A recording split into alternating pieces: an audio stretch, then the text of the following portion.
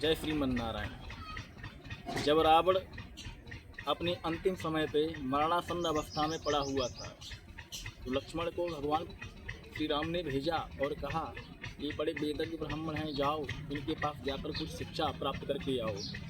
लक्ष्मण जी गए पर रावण नहीं बोला।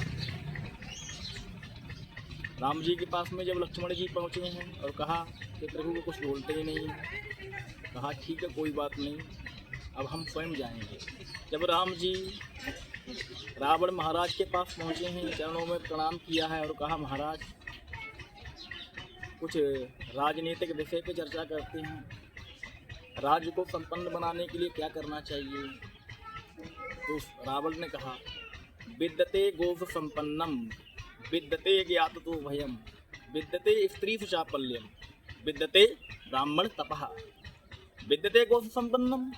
जिस गांव में, जिस घर में, जिस राष्ट्र में गायों की सेवा होती है वहाँ संपन्नता अपने आप खुद चल के आती है, स्वयं चल के आती है, कहीं से इधर उधर लाने की आवश्यकता नहीं है, स्वयं संपन्नता आ जाती है। गायों को काटा जा रहा है, गायों को पीटा जा रहा है। आप देखें समाज में लोग गायों को लात से मार रहे हैं। अपने आप को तथाकथित हिंदू कहने वाले, सनातनी कहने वाले गायों को पीट रहे हैं। गायों की सेवा तो बहुत बड़ी बात है, बहुत दूर रही है। गायों को पशु घोषित कर रखा है। आज के समय में कोई भी सरकार भी गाय की सुरक्षा नहीं कर पा रही है।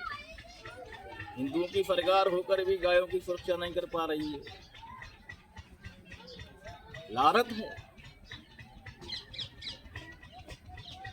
इस राष्ट्र में गाय सुखी नहीं होगी वो राष्ट्र भी कैसे सुखी हो सकता है। गाय हमारी माता है और गाय की संपन्नता ही हमारी संपन्नता है, गाय की सुरक्षा ही हमारी सुरक्षा है।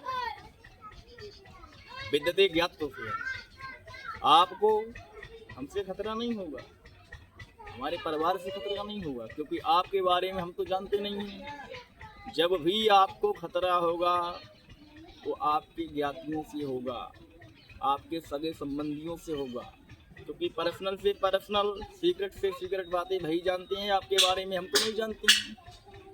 रावण के बारे में विभीषण जानते थे किस प्रकार से रावण की मृत्यु होगी, और प्रभु श्री राम जी को बताया था इस प्रकार से मृत्यु होगी।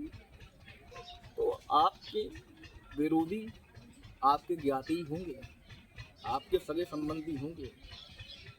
विद्यते स्त्री चापल्यम, स्त्रियों के नेत्रों में स्वभावता चंचलता पाई जाती है, चाहे वो आपकी बहन हो, चाहे हमारी बहन हो, चाहे आपकी माँ हो, चाहे हमारी माँ।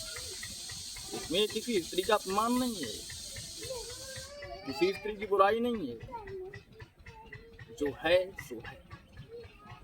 स्वभावता चंचलता उनके स्वभाव में जन्म से ही होती है।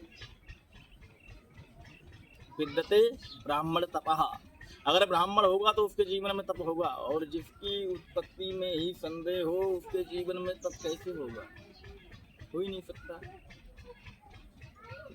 तो ये सब विचार करने वाली बातें हैं। किस प्रकार से अपने घर को हम संपन्न बनाएं, अपने राज्य को संपन्न बनाएं, अपने देश को संपन्न बनाएं, अपने गांव को संपन्न बनाएं। गौ, ब्राह्मण और अपने सगे संबंधी और स्त्रियों इन सब की रक्षा करना, सुरक्षा करना हमारा धर्म है।